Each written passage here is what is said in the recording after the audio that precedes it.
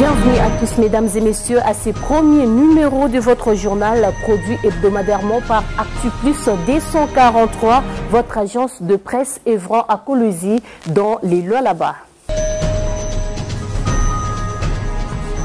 Au chapitre des célébrations, le 26 juillet de chaque année, l'humanité tout entière célèbre la Journée mondiale de la jeunesse. À cette occasion, les commissariats généraux du gouvernement en charge de l'entrepreneuriat et de la classe moyenne a organisé une conférence débat objectif booster les jeunes entrepreneurs à acquérir un bagage suffisant afin d'entreprendre différents projets. Pacifique Djamba.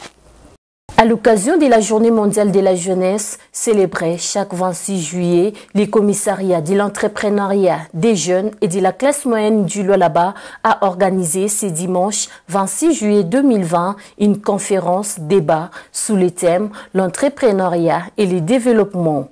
C'est la salle des réunions du gouvernement provincial du Lualaba qui a servi des cadres. Plusieurs structures des jeunes évoluant dans les secteurs ont répondu présents.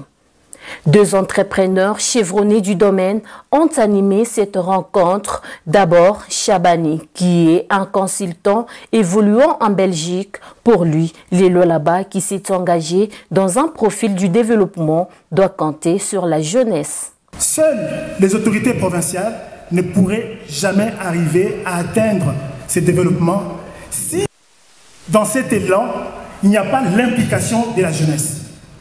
Et cette implication de la jeunesse peut répondre à beaucoup de choses pour permettre à ce que les gouvernements provinciaux s'est désigné comme objectif à atteindre le développement intégral soit réellement manifeste. Pour l'entrepreneur Ndomba, il est temps que les jeunes puissent participer à l'économie de la province et du pays. Avant de donner quelques principes de fonctionnement d'une activité qui, en principe, doit prendre 12 à 18 mois avant qu'elle soit stable. Que je ne pouvais pas séparer les affaires de la politique. L'engagement de la province du Lualaba à soutenir les jeunes entreprises ne suffit pas. De cet engagement que la province du Lualaba a pris, devra suivre aussi des politiques économiques qui encouragent l'approvisionnement local en biens et services comme avantage supplémentaire pour aider les entreprises locales à émerger et avoir leur part dans l'économie de la province. Il est temps que vous participiez à l'économie de votre province, au lieu d'être spectateur. Des motivations fiscales pour les jeunes entreprises et les entreprises qui emploient des jeunes. Stimuler les innovations et l'économie en finançant directement les centres d'incubation des entreprises des jeunes. Tout juste après les orateurs est venu les jeux des questions-réponses. Ma question est celle-ci. Quel mécanisme pourra mettre ceux qui ont la vision pour sécuriser les jeunes que nos experts ont appelés, ceux qui ont la provision, les jeunes entrepreneurs qui sont débutants et n'ayant pas de moyens pour faire face aux tracasseries financières. La réussite de la politique et l'économie, vous avez parlé dans une phrase, mais moi j'ai compris ceci. Comment vous, en tant qu'experts, vous pouvez nous encourager, nous jeunes entrepreneurs, à embrasser mieux l'entrepreneuriat que la politique, parce qu'aujourd'hui on trouve que le jeune qui évolue mieux, les jeunes qui sont plus écoutés, plus considérés, sont les jeunes qui se retrouvent dans la politique. Lydia Kapapa répond à ces termes. La politique a pour rôle d'encadrer l'entrepreneuriat. On doit encourager l'entrepreneur à rester dans votre secteur. Surtout moi j'encourage en particulier les femmes, car le moteur de développement, c'est l'entrepreneuriat et non la politique. On ne peut pas faire les choses en deux. C'est-à-dire, soit vous êtes dans la politique, soit vous êtes dans l'entrepreneuriat. Mais nous, en tant que politique, nous allons vous aider à comment prendre votre élan dans votre secteur. Et en tant que commissaire, j'aimerais vous dire qu'on est encore en phase de sensibilisation. Mais le financement, c'est tout un processus. Une satisfaction des participants qui félicitent les commissariats pour l'initiative. Nous avons quand même appris des choses qui sont très importantes en tant que jeunes entrepreneurs, de reconnaître d'abord notre identité, nos objectifs et comment est-ce qu'il faut se mettre dans l'entrepreneuriat pour une bonne réussite. Et surtout l'implication de la province du Lualaba, du gouvernement provincial, par rapport à l'accompagnement des jeunes entrepreneurs en création de la classe moyenne.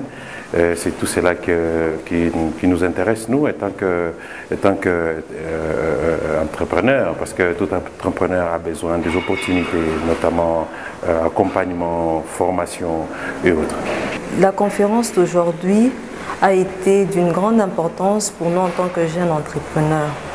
Ce que nous avons retenu, c'est la manière dont nous devons nous y prendre en tant que jeunes entrepreneurs. C'est vrai, en tant que jeunes entrepreneurs, nous attendons plus à un investissement et tout parce qu'on se dit que non, quand nous sommes entrepreneurs, on peut avoir l'idée, mais on n'a pas d'argent ou soit on n'a pas les fonds pour pouvoir mettre notre idée sur pied. Mais sur base de ce qui a été dit de la part du premier et du deuxième intervenant, je pense que ça nous a mis la puce à l'oreille pour comprendre que même sans investissement, on peut y arriver. Pour l'instant, les jeunes entrepreneurs lualabais promettent de mettre en pratique la matière apprise. La levée de la mesure portant sur l'état d'urgence sanitaire sur toute l'étendue de la République démocratique du Congo porte confusion. Au Lualaba, cette levée est prise par certains pour la fin de la pandémie à coronavirus où les gestes barrières se font de plus en plus oublier. Le coronavirus est dans nos murs et tout le monde doit se protéger. C'est ce que nous dit le docteur Patrick Tchinawej dans cet élément de reportage. La décision prise par le chef de l'État, Félix Antoine Tshisekedi Tshilombo, portant la levée de l'état d'urgence sanitaire en RDC, a créé une grande confusion au sein de l'opinion, tant nationale que provinciale. Au Lualaba, toutes les mesures barrières sont oubliées dans les lieux publics. La distanciation sociale, les ports de masques de protection ou cache-nez, le lavage de mains et autres. Tous ces gestes barrières ne sont plus d'application. Contacté à ces sujets, Dr Patrick Tchinawej, membre du comité chargé de la riposte au Lualaba, estime que si la population lualabaise maintient le port obligatoire de masques pendant un mois en respectant d'autres gestes barrières, il y a lieu que nous réduisons la propagation, voire la présence du coronavirus au Lualaba. La levée ne veut pas dire humblement qu'on doit arrêter toutes les mesures en rapport avec le geste barrière. Le geste barrière nous aide, n'est-ce pas, à pouvoir estomper la progression de la maladie dans notre contrée. Et par conséquent, son port reste obligatoire. Et toutes les mesures qui ont été prises par le chef de l'État à son temps, n'est-ce pas, autour du 22 mars, restent d'application. Et ça serait vraiment trop péché si à ce jour la population relâche. Parce que vous le savez que si aujourd'hui la population maintient le port obligatoire de masque pendant tout un mois, il y a lieu que nous réduisions à 90% la propagation et même la présence de la maladie en province. Bien que la province de Lualaba soit confrontée à un problème technique, cela ne peut pas porter la confusion au sein de l'opinion. C'est protéger contre la Covid-19, c'est protéger les communautés. Le coronavirus existe réellement au Lualaba. En respectant les gestes barrières, on sauve des vies, a-t-il conclu. Sur le même chapitre, le jeudi 30 juillet 2020, le ministre provincial de la Santé a visité plusieurs centres de santé et dispensaires du Lualaba. Selon Jules Kabuit, cette visite s'inscrit dans les cadres d'une prise de contact avec le personnel soignant, mais aussi se rendre compte de la manière dont les soins se donnent. La lutte contre le coronavirus continue au Lualaba. Le gouvernement provincial, par les billets du ministre de la Santé, a procédé ce jeudi 30 juillet 2020 à une remise des produits et matériels de défense à la Covid-19. D'abord, au centre de santé de la police du Kandilala. Ici, après avoir remis les kits de prise en charge, Jules Kabouit, ministre provincial de la Santé, et son bureau ont visité les installations des dispensaires qui prennent en charge les policiers avant de poser le même geste à la prison de Dilala et au dispensaire de l'Agence nationale des renseignements. L'objectif c'est renforcer toutes ces structures de santé en médicaments pour la prise en charge des malades et surtout pendant cette période de la crise sanitaire, c'est important. Nous avons amené quelques intrants, nous avons amené quelques équipements pour la prise en charge des patients. Il s'y est dénoté tout de même que les gestionnaires de tous ces dispensaires ont donné au ministre l'état de besoin des centres pour un accompagnement du gouvernement provincial afin d'améliorer les conditions de soins des hommes qui travaillent sous les drapeaux congolais. Puis, à quelques jours de la reprise des cours, le gouvernement provincial du Lualaba s'engage à assurer la sécurité sanitaire aux élèves et étudiants finalistes qui doivent bientôt affronter les épreuves des fins des cycles. À ces sujets, le ministre provincial de l'Environnement, Alain Kantenga, a procédé au lancement de l'opération de désinfection des salles de classe et auditoires. C'est un reportage de Jules Luelo Odimba et Herman Kabongo. En prélude de la reprise des cours ce lundi 3 août 2020, le gouvernement provincial du Lualaba a procédé ce vendredi 31 juillet à la désinfection des écoles. Et c'est le ministre provincial en charge de l'environnement par les billets de la maison Zuma Best qui exécute le travail. Plusieurs écoles et universités ont été désinfectées. D'abord au groupe scolaire Ewabora, puis l'Institut supérieur des techniques appliquées ISTA, avant d'aller dans d'autres écoles. Alain Kantenga, ministre provincial de l'Environnement, explique les choix de Ewabora. Le complexe scolaire Ewabora, c'est un complexe qui a été fermé comme toutes les écoles. Mais pourquoi nous sommes chez Ewabora? Tout simplement parce que Ewabora, malgré qu'on a fermé, c'est une institution qui a continué d'être fréquentée par les compatriotes. Et il y a une salle de fête, Ewabora, il y a la salle de jeux, Ewabora, c'est un site touristique et à tout moment, il y a des gens qui n'ont pas cessé de fréquenter Ewabora. Et d'office, comprenait que il fallait commencer par Ewabora parce qu'il y a beaucoup de chances que cette institution soit infectée. Avec la capacité de l'équipe, plus de 500 établissements seront désinfectés avant le 3 août.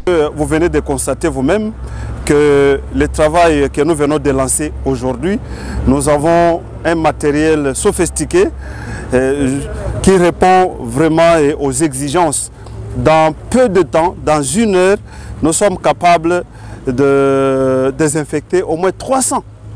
Dans 1 heure, 300 salles de classe. C'est pour vous dire que avec le temps qui nous est imparti, nous sommes en train de tout faire pour arriver à répondre aux attentes de la population. La maison Zuma Best rassure la fin de cette opération dans 48 heures.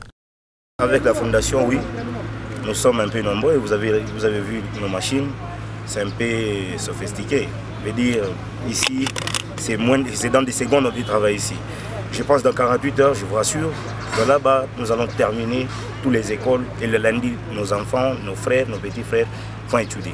Bonne chance aux élèves finalistes et étudiants.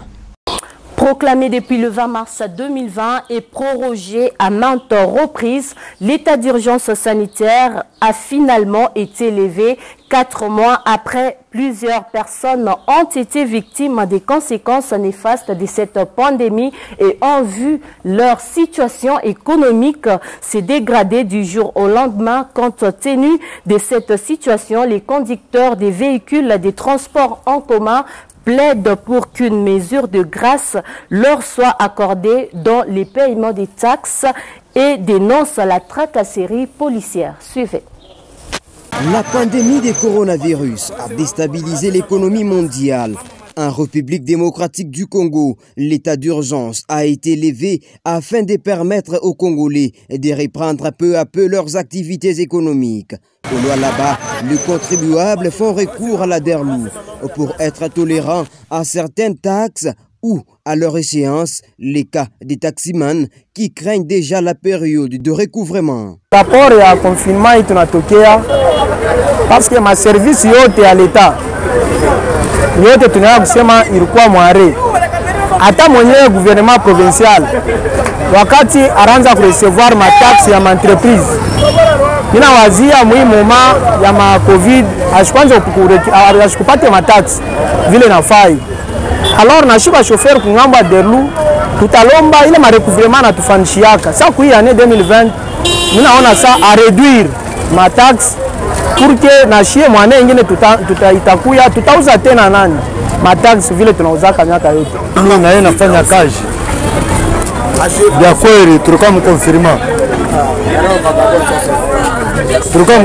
DERLU na droit kufanya kazi na bobe mkazi na sheto kumkazi. Sasa kitu kimoya kinekalaka kinetufanya sa complication kuna kwa kokotana na vile balibambaka bantu. Parlant de la police des circulations routières, le taximan déplore la pratique par ce dernier d'un engin de destruction communément appelé Nteta. Pesa inapita. Motoka iko na mikanda. Utashimama objectif yabo ni paka watoshe nini? Toshe magota bapachie ndio cha motoka. Tellement bon. Mishwe ipo kama ba sema koje faut batongare pour y point parce que itra kaseri inapitakana huko tellement et pourtant tu kama Nteta sana. Trakaseri ya bapesa ile mimi na remarquer sana ni problem Nteta. Mishi wazie kama Nteta ile ni inatokea wapi? Parce que mishi kanjoesha kwa arme yabo kama ni nini mishi juu. Hiyo ndio nafanya tunaona kama mtu kanafaa mauvais stationnement. Tunamfuata pole papa na shimama mubaya na yeye kama yuko kompetent atatulizana munaona mkishana mnaikana kubirana na madokima unampeleka ku bureau ndio vile parce que ni infraction. Mais là ile kitu tunaona inakuwa sasa inexagéré ni ile système ya Nteta. Atuka Nteta ndio bunduki yabo kama ndio nini natokea ni wapi. Beaucoup d'entre eux apprécient par ailleurs la manière dont la direction des recettes du Lualaba travaille pendant cette période de la Covid-19. C'est sous le thème l'impact du traitement des payroll sur l'entrepreneuriat et sur les développements socio-économiques au Lualaba que les entreprises ITC, SARL et GRAA entreprises en collaboration avec le gouvernement provincial du Lualaba ont organisé une formation sur l'entrepreneuriat pendant 3 jours, soit du 29 au 31 juillet. Les panélistes à cet atelier étaient tous réunis par le gouvernement provincial dans les buts d'ajouter en plus à leur bagage d'entrepreneurs. Je vous propose de suivre. Organisé par ITC, SARL et Grand Entreprise, le séminaire sur le processus d'optimisation de la gestion des ressources humaines et du traitement de la paye, payroll et son impact sur l'entrepreneuriat et le développement se clôturait ce vendredi 31 juillet au groupe scolaire Ewabora. Plusieurs orateurs ont défilé devant les entrepreneurs lualabais avec le différents thèmes pouvant aider aux entrepreneurs de bien gérer les entreprises, notamment la gestion comptable et financière, la payroll, gestion des déchets, importance de la climatisation centralisée et du droit dans une ville minière, élaboration d'un projet donnant accès à un prêt bancaire, la notion sur la fiscalité. Et au niveau de la balance que vous devez dégager votre bilan final journalièrement, vous appuyez. Dans le logiciel, il y a des rubriques. On vous demande, vous voulez le rapport financier ou comptable. Vous appuyez, on vous donne le rapport comptable. On vous montre les étapes, comment on a dégagé. Une formation que Paulin Kalau, commissaire général de la culture, estime bénéfique pour les entrepreneurs lualabais. Et nous disons que c'est bénéfique. Pourquoi? Parce que personne ne peut accepter de sacrifier son temps pour venir ici et perdre. C'est qu'il y a eu quelque chose durant 2 jours. Aujourd'hui, je crois que c'est le 3e jour. Donc, il y a quelque chose de plus. Il faut voir, il faut avoir les yeux pour voir. Il y en a, après avoir appris, et ils passent directement à la pratique. Il y a peu, nous étions toujours dans l'enceinte ici de Wabora. Nous avons vu la présentation des œuvres de ces jeunes entrepreneurs. Et il y en a qui évoluent, et il y en a, et ça vient petit à petit. Et sur le terrain, nous voyons déjà des actions. Même réaction que le représentant du ministre provincial de l'Éducation, Tuscan Seya. Nous voyons les jeunes d'aujourd'hui ont besoin de la formation. Sans la formation, on ne peut rien. Et moi, je pense que ces assises ont été juste pour booster le jeune. Et ce que nous demandons beaucoup plus aux jeunes, c'est d'aller vers ces structures de formation, d'aller enrichir leurs connaissances, leurs formations dans des domaines X ou Y. Après est venu le moment des remises des brevets aux participants qui affirment qu'ils n'ont pas passé leur temps dans le vide. Les séminaires organisés par ITC, SARL et GRA Entreprises a été jugé bénéfique par le participant. Plusieurs structures ont pris part à cette formation. C'est le cas de ARSD et Atramcop CA qui sont axés dans la réintégration des jeunes creuseurs artisanaux. Jules Welo Odimba et Pacifique Djamba nous en disent plus.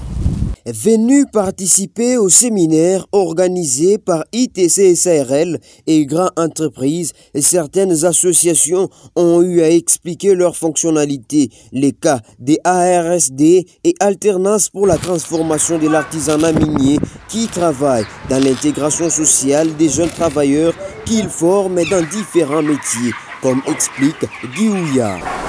La structure, c'est l'ARSD. L'association des routiers et des syndicalistes pour le développement. Et nous encadrons dans le domaine de l'agriculture, la pisciculture et ainsi de suite. Et ça, c'est d'abord sur le plan qui est purement agro-pastoral, comme on l'appelle aujourd'hui l'agro-business. Nous sommes dans l'agro-business, nous faisons l'élevage, l'agriculture, la pisciculture, et ainsi de suite dans tout ce qui concerne l'agro-business. Au-delà de ça, nous faisons la reconversion des artisanaux miniers à d'autres métiers. Comme vous avez vu, il y a des jeunes que nous avons transformés des creuseurs vers les agriculteurs. Et ceci, c'est sous le fonds propre de notre association, qui est une association sans but lucratif. Il rencontre bien des difficultés et sollicite l'aide des autorités pour le permettre à bien fonctionner. Et la préoccupation est que pour ceux qui nous connaissent, ils peuvent venir nous chercher comme une association et nous soutenir. Surtout sur le cas de la reconversion de l'artisanat des creuseurs vers les autres métiers. Ça demande un financement. Et l'agriculture, pour les occuper, nous devons faire l'agriculture, l'élevage ainsi que la pisciculture, afin de les occuper et qu'ils commencent à oublier cette attitude d'être toujours dans les mines artisanales. Que les autorités nous viennent en soutien. Les jeunes entrepreneurs Lualabé font confiance aux autorités de la province pour les aider dans leurs différents projets. En infrastructure, les ponts dits de l'alternance a été inauguré le 30 juin dernier par le gouverneur du Lualaba, Richard Muyaj-Mangazmos.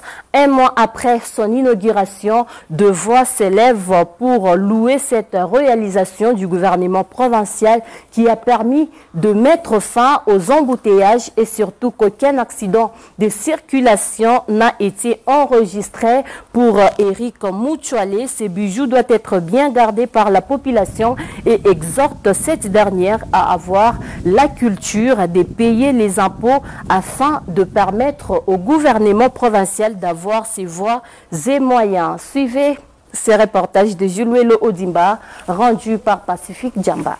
Inauguré le 30 juin 2020, le pont de l'alternance ne cesse d'émerveiller le Lualabé. Chaque jour, ils y passent pendant la journée comme la nuit, sans crainte des accidents, comme témoigne Eric Moutoualé. On voit que la ville de Kolosi est en train de se métamorphoser sous le leadership de notre gouverneur Richard Muyes-Manguez-Mans. C'est vraiment une très bonne chose. En son temps, il y a 6 mois, il y a 4 mois, il y avait des embouteillages terribles. En sortant de la ville vers le quartier, vice-versa. De la façon dont on a réaménagé, on a arrangé ces points, ça facilite beaucoup de choses. Sur le plan économique, sur le plan social, même sur le plan touristique. C'est un grand pas, c'est une grande réalisation pour la province du Lualaba. Ce bijou doit être conservé par les citoyens congolais, ajoute-t-il. De respecter nos infrastructures. Ce n'est pas de l'argent qu'on jette à la fenêtre pour qu'on vienne appuyer ça. Même quand il y a manifestation, il y a une bonne façon de revendiquer. On ne doit pas marcher sur la pelouse, on ne doit pas casser les garde-fous qui sont de part et d'autre. Vraiment, nous appelons à la population lualabaise, surtout celle de Kolwezi, de bien se comporter en cas de manifestation. En tant qu'agent de la DERLOU, Eric Moutoualé appelle les Lualabais au civisme fiscal. C'est le fruit du contribuable congolais.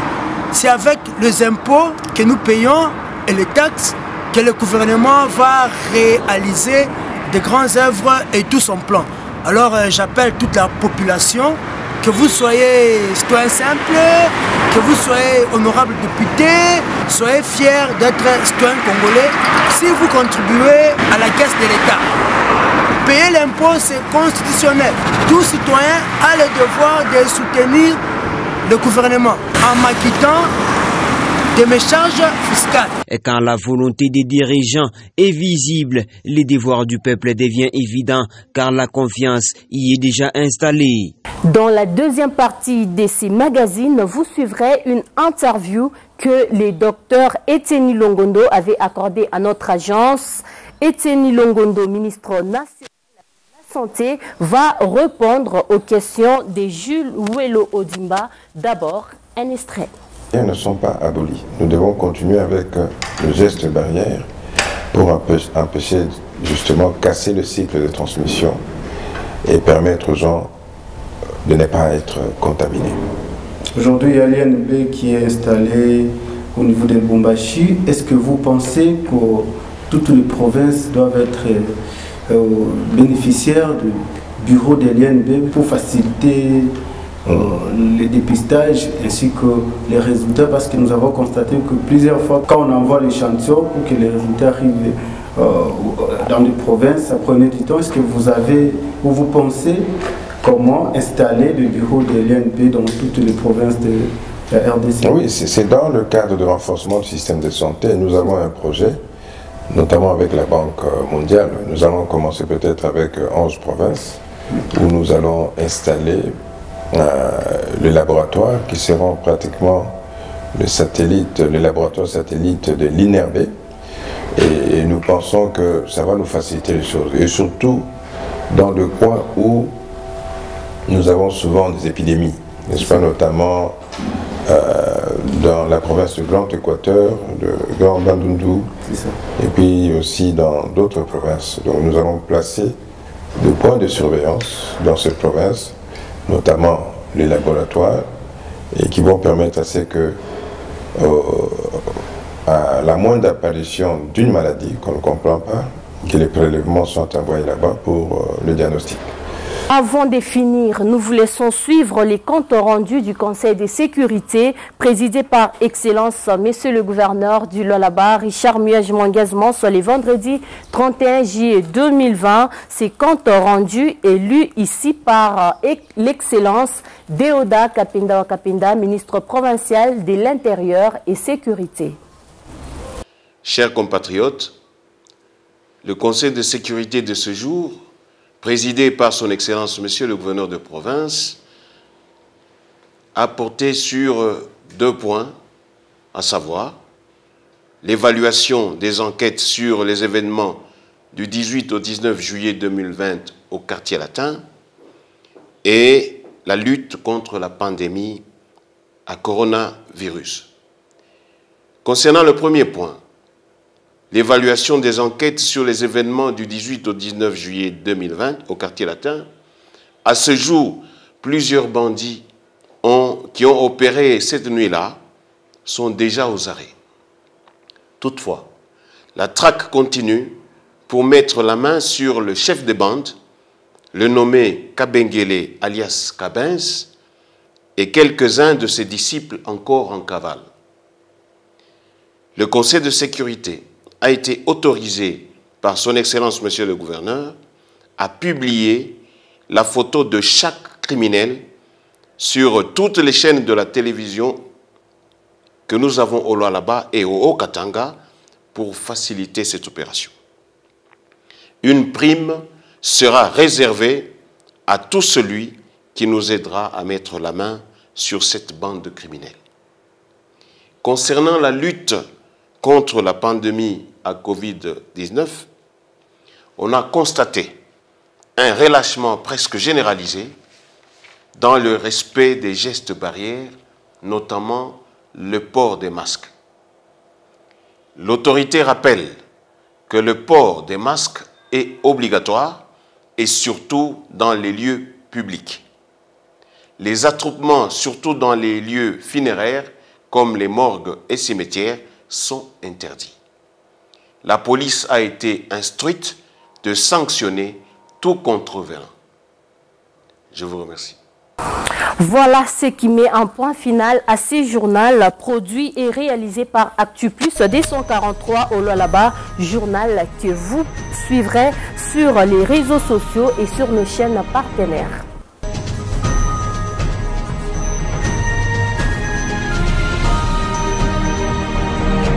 Excellence Teni Longondo, bonjour. Bonjour. Vous êtes le ministre national de la Santé publique et vous êtes présentement au Lualaba. Pouvez-vous nous parler un peu de votre présence dans la province de Lualaba? Bon, effectivement, je suis le ministre de la Santé au niveau national et nous avons été envoyés par le gouvernement pour essayer d'évaluer la situation du confinement ici, au niveau de différentes compagnies minières. Et je suis venu avec ma collègue de travail et prévoyance sociale et celui de mines. Donc nous avions déjà organisé des réunions avec les intéressés, donc le responsable de ces compagnies. Et nous sommes arrivés à une conclusion. Donc nous pensons que bientôt le personnel de ces compagnies sera totalement déconfiné parce qu'il a besoin de rencontrer sa famille, il a besoin d'une vie sociale. Donc on ne peut pas tolérer qu'il y ait des gens qui restent dans une mine enfermés pendant 3 mois, 4 mois. Et nous pensons que c'est antisocial et anti-droits humains. Donc c'est ainsi que nous étions envoyés par le président de la République pour parler aux responsables de ces compagnies, afin de trouver un compromis qui va arranger tout le monde, qui va arranger et le gouvernement qui protège ses citoyens, qui va arranger les citoyens eux-mêmes par rapport à leur vie sociale et qui va aussi arranger les compagnies minières par rapport à leur production. Voilà. Excellence, vous venez de parler de déconfinement. Vous qui représentez le gouvernement national, avez-vous déjà pris des dispositions justement pour éviter qu'il y ait de vagues de contamination au Lualaba? Oui, il faut noter qu'il n'y a pas risque zéro, parce qu'il faudrait qu'on se dise la vérité. Et nous avons réfléchi ensemble avec ces compagnies. Et nous avons donné une recommandation en tant que spécialiste de santé, parce que même si on va déconfiner, il faudrait qu'on puisse respecter les gestes qui vont prévenir la maladie, ce qu'on appelle le geste barrière. Donc nous sommes dit avec mes collègues que voilà, on leur a donné un temps d'un mois pour que toutes ces compagnies arrivent à un déconfinement total. Et puis après un mois, nous allons rentrer. Et moi, personnellement, je vais sillonner partout, là où le personnel travaille, pour évaluer le respect de gestes barrières. Parce que quand on déconfine, les gestes barrières ne sont pas abolis. Nous devons continuer avec le geste barrière pour empêcher justement casser le cycle de transmission et permettre aux gens de ne pas être contaminés. Aujourd'hui, il y a l'INB qui est installé au niveau de Lubumbashi. Est-ce que vous pensez que toutes les provinces doivent être bénéficiaires du bureau de l'INB pour faciliter les dépistages ainsi que les résultats, parce que nous avons constaté que plusieurs fois, quand on envoie l'échantillon pour que les résultats arrivent dans les provinces, ça prenait du temps. Est-ce que vous pensez comment installer le bureau de l'INB dans toutes les provinces de la RDC? Oui, c'est dans le cadre de renforcement du système de santé. Nous avons un projet, notamment avec la Banque mondiale. Nous allons commencer peut-être avec 11 provinces où nous allons installer les laboratoires qui seront pratiquement les laboratoires satellites de l'INRB. Et nous pensons que ça va nous faciliter les choses. Et surtout dans le coin où nous avons souvent des épidémies, n'est-ce pas, notamment dans la province du Grand Équateur, de Grand Bandundu, et puis aussi dans d'autres provinces. Donc nous allons placer des points de surveillance dans ces provinces, notamment les laboratoires, et qui vont permettre à ce que, à la moindre apparition d'une maladie qu'on ne comprend pas, que les prélèvements sont envoyés là-bas pour le diagnostic.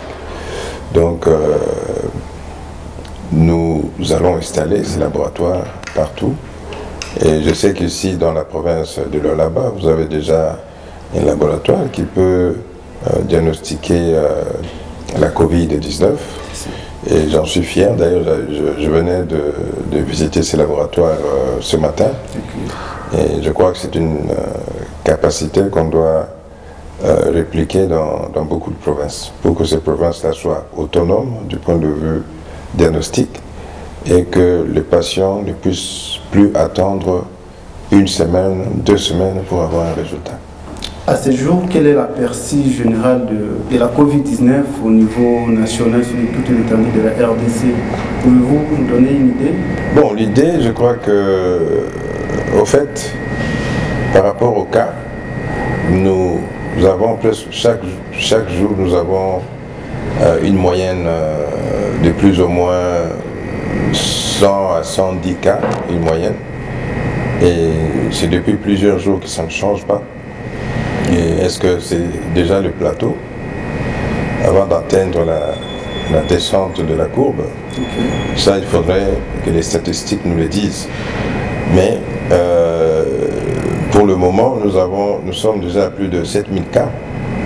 Et puis, mais ce qu'il faut encourager ici, nous sommes de plus en plus en train d'observer les gens qui guérissent. Et c'est là, c'est un signe ou c'est un indicateur de la qualité de soins que nous sommes en train de donner à ces malades. Et nous pensons qu'avec notre protocole, nous pensons qu'il nous donne de très bons résultats. Et c'est ainsi que nous sommes en train d'assister. Par exemple, hier c'était 300, aujourd'hui c'est 500 guéris, je crois, un peu plus de 500 guéris. Et je crois que c'est à féliciter. À féliciter par rapport au contexte dans lequel nous évoluons et par rapport au manque de moyens. Mais nous sommes en train de faire un effort. Donc le ministère de la Santé et les secrétaires techniques de la Covid. Et je crois que les efforts sont en train d'être faits pour que le Congolais soit protégé par rapport à cette maladie. Et je vous dirais aussi, au-delà de la prise en charge, vous constaterez aussi que le taux de létalité, le taux de mortalité a baissé. Quand on vous dit par exemple qu'au mois de mars, nous étions à peu près à 10,5% et que maintenant, au mois de juillet, début juillet, nous sommes à moins de 2,3%. Ça, c'est vraiment un très bon résultat. Et nous pensons que nous allons continuer pour que nous puissions de plus en plus baisser ces taux de mortalité, afin qu'on n'assiste pas à beaucoup de décès dus à cette maladie. Aujourd'hui, de plus en plus, les personnels soignants sont en train de se plaindre des moyens financiers qui, des fois, traînent à venir. Quels sont les moyens que vous mettez en place pour justement éradiquer cette pandémie qui ne cesse de faire peur aux Congolais? Vous savez, monsieur le journaliste, ce gouvernement a été nommé au mois de septembre, l'année passée, 2019. Et nous nous sommes dit que voilà, nous sommes à la fin du mois, à la fin de l'année 2019, et nous allons proposer pour 2020 un budget ambitieux. Un budget ambitieux, c'est ainsi que pour la première fois dans l'histoire du Congo, nous avions proposé 10 milliards de dollars américains, je m'excuse, comme budget, un peu plus d'ailleurs. Et nous nous sommes décidés de mobiliser cet argent-là. Et l'élan avait déjà commencé au mois de janvier, au mois de février, mais malheureusement au mois de mars, cette pandémie nous a frappés au Congo. Et tout était maintenant en mode ralenti, que ce soit les activités économiques, que ce soit tout ce qui devrait produire l'argent. Et il n'y avait plus de taxes, il n'y avait plus.